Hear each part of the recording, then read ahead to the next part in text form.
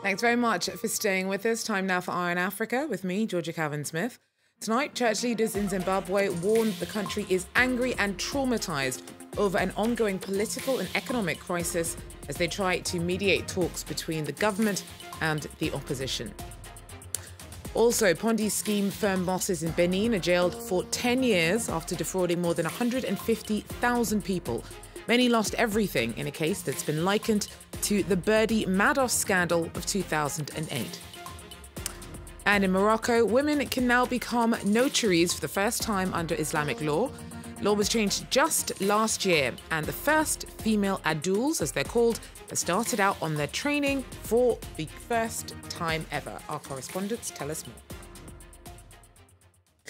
But first, church leaders in Zimbabwe have warned that the country is angry and traumatised over an ongoing political and economic crisis. In a bid to ease the tensions, they mediated talks between President Emmerson Mnangagwa's government and the opposition on Thursday. The president, though, stayed away and sent the defence minister in his place. A day earlier, Mnangagwa had also invited heads of 20 parties to start a national dialogue.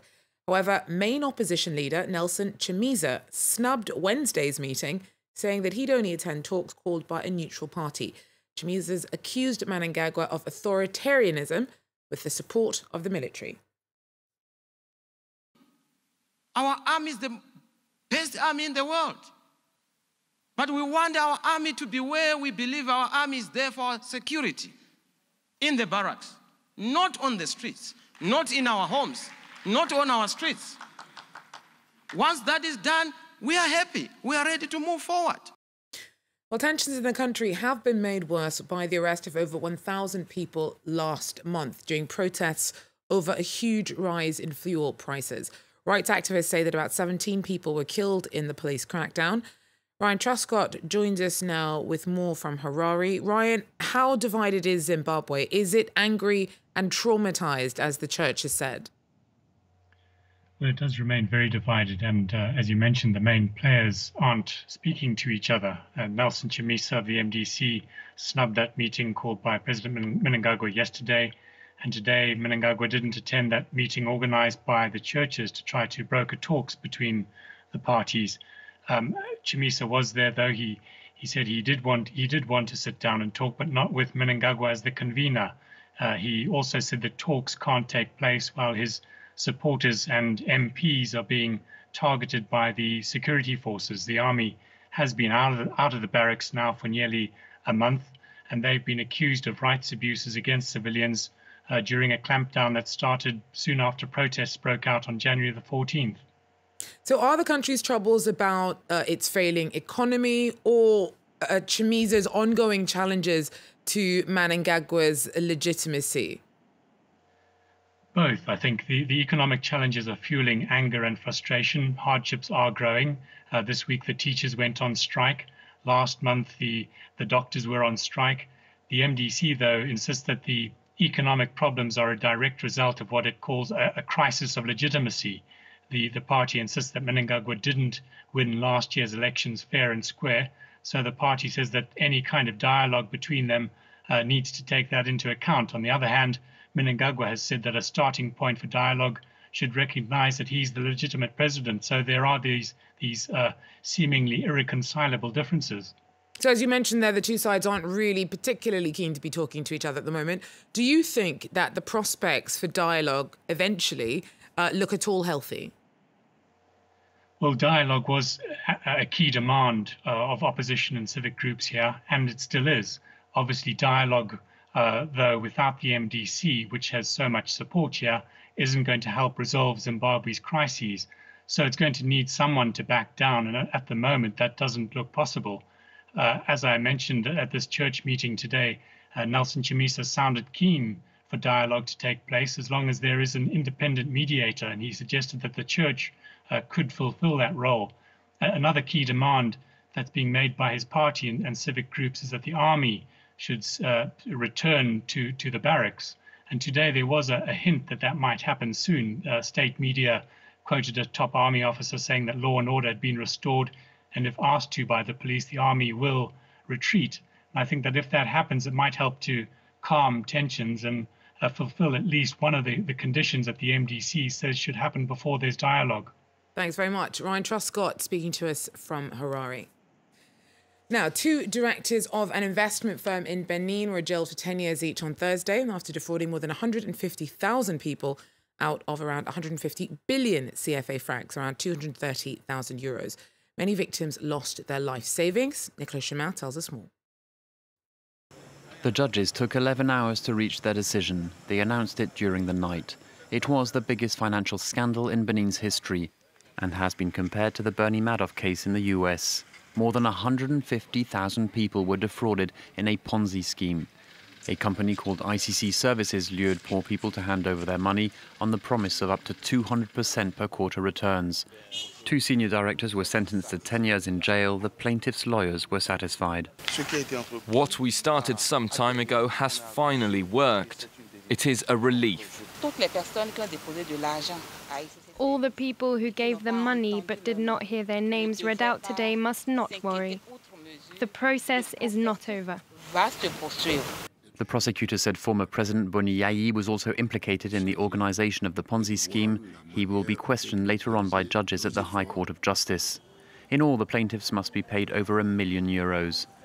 A Ponzi scheme uses new investors to pay off older investors.